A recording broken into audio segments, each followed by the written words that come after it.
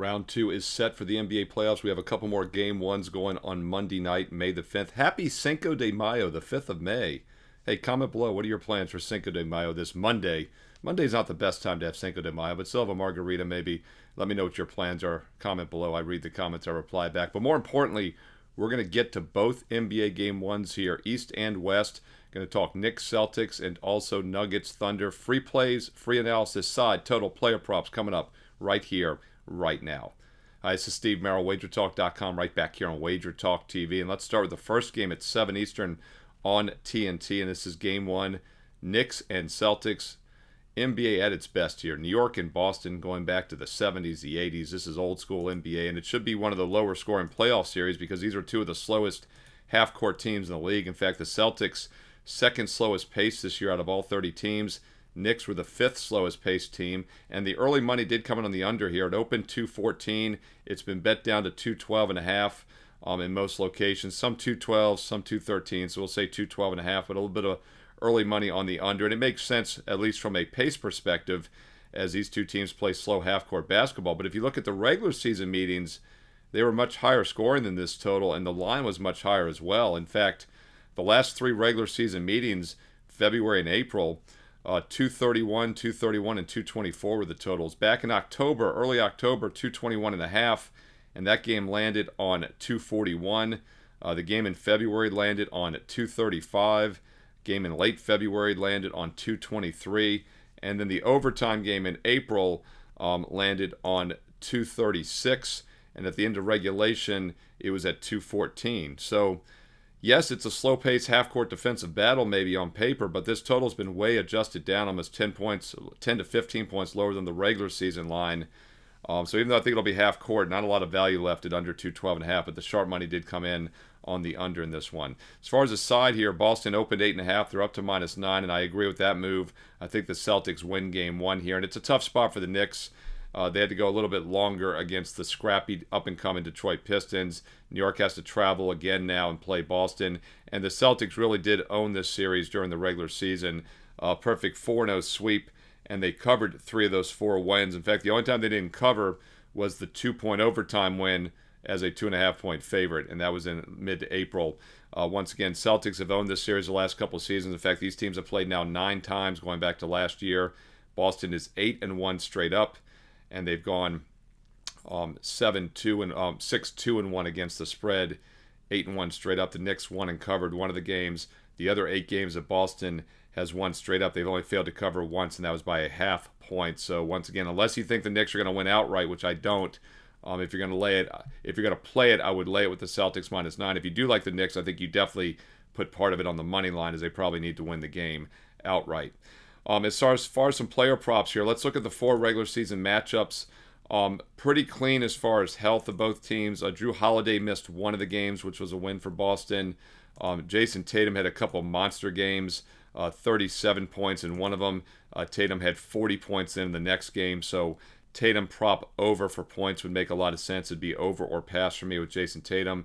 If he has an off game in this series, if it does come in game one, then we're going to look to back him in that zigzag. But let's get preemptive here and look for Tatum to have a big game. I think the situation favors the Celtics, and he did quite well against them this season. So Tatum over would make sense. And Jaylen Brown played pretty well in the majority of the games. He had a couple off games, but once again, he was really good in a couple of the other games. And Tatum and Brown took the majority of the shot attempts in the games against the Knicks this year. So I think Brown over, Tatum over, both make sense for props, for points.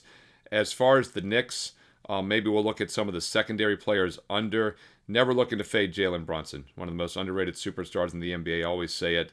So I'm neutral on Brunson here. Karl Anthony Towns gets a lot of shot attempts as well. So he'll probably, him and Brunson will probably get the majority of the shots. So let's look to fade some of the secondary guys. Maybe Anunoby, he had a bad game. He was 2 for 7 in one of the games with only 10 points. The most recent meeting, he was 5 for 13, but still only had 13 points.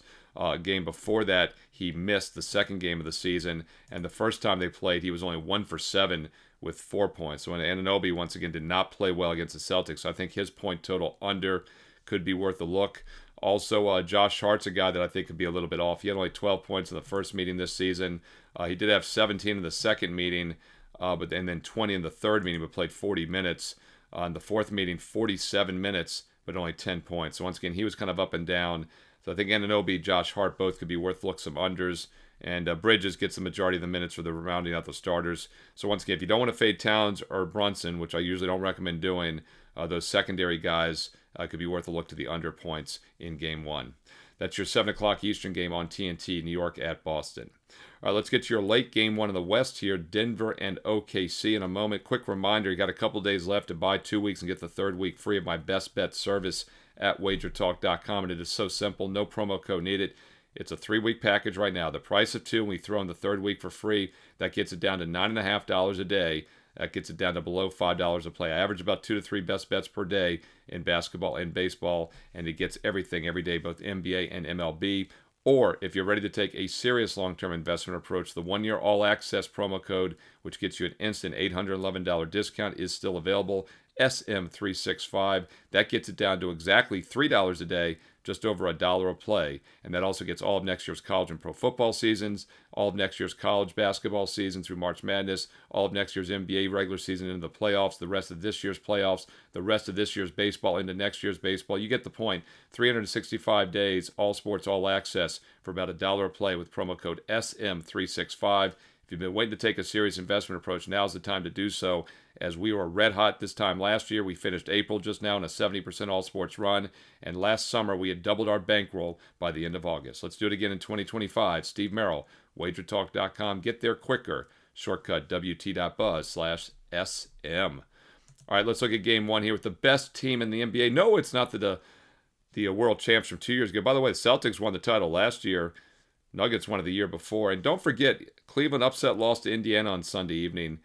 Boston was minus money to win the Eastern Conference going into this weekend. Minus 160, minus 170. So they're the second best team in the NBA. But the best team in the NBA is Oklahoma City.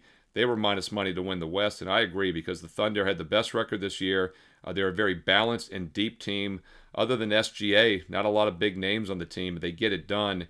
And I think it's Thunder or pass here in Game 1 for that reason. Open 9.5. It's held pretty steady at 9.5. And yes, it looks like a big number. But let's keep in mind, when the Thunder win at home, they usually win by margin. In fact, the last time they failed to a home win was less than 9 points was back in February. In fact, their last 11 home wins have all come by 9 points or more. One was by 9, the others were all by double digits. So once again, kind of like the Boston-New York game, if you like Denver, you better hope they can win the game outright, and definitely look at them on the money line. If you like OKC, don't let the big numbers scare you. Lay it if you're going to play it. And I do think the Thunder are the team here in Game 1. Now, they've been off for a little bit longer, and it's a tough spot for Denver, obviously. It almost seems too obvious having to play that tough Game 7 on Saturday night against the LA Clippers, and then turn around and travel just one day to play the best team in the NBA. Sometimes, though, we do see the momentum carry over early in the game. So I do think also a way you could play the Nuggets, if you're leaning that way, is a first quarter play, maybe a first half play. Or you could wait to play OKC in-game if they come out a little bit sluggish, which is possible, get an adjusted price below 9.5.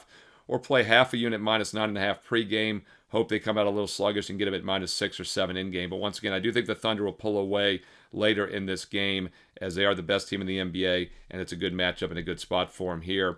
As far as the regular season series goes, it was also a pretty beneficial matchup for them. Going back to last season, the last 7 times these teams have played, OKC has won 5 of the 7 outright, and they have covered 4 of those 5 wins. So once again, if you think they're going to win the game, you probably got to like them to cover.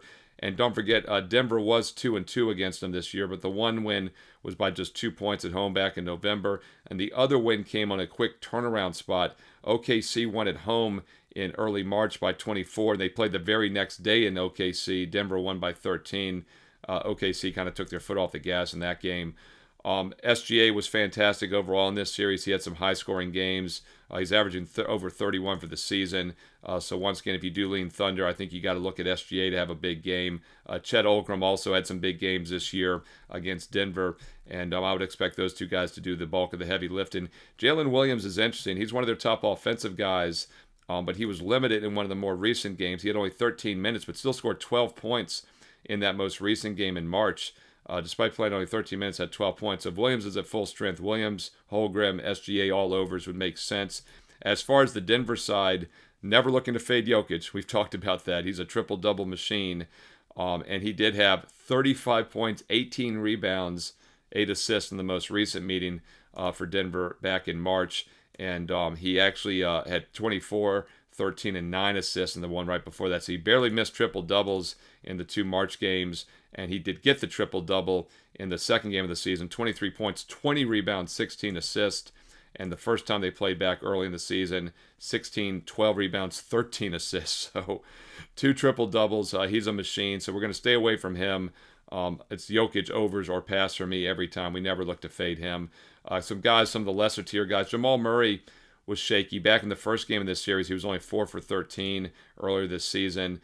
He missed the second game against OKC. He did play the third game, 17 points in 42 minutes, and then he had 34 points in the rematch that next day on March 10th. So Murray and Jokic are solid guys. We're not looking to fade them. So maybe some of the secondary guys we can fade. Christian Braun actually had some good games, so be careful with him.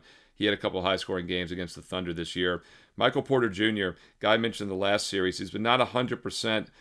Sometimes his rebounding is more important. Porter Jr. is a guy maybe we could fade. And Russell Westbrook, do we dare fade Russ? I think we might.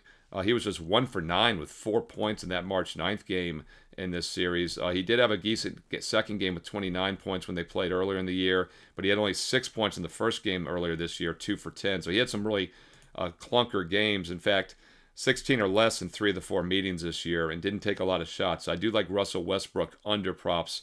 Under point prop would make sense in this one. And as far as the current line there, it's looking around 11 or so, anywhere from 10.5 to 11.5. Westbrook averaged about 13 a game this season, but once again, did not perform well in a couple games against the Thunder.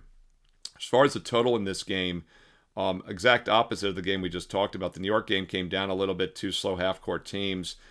Oklahoma City is the best defensive team in the NBA this year, the most efficient defense, but they're also the 3rd best offense, and they're the 5th fastest paced team.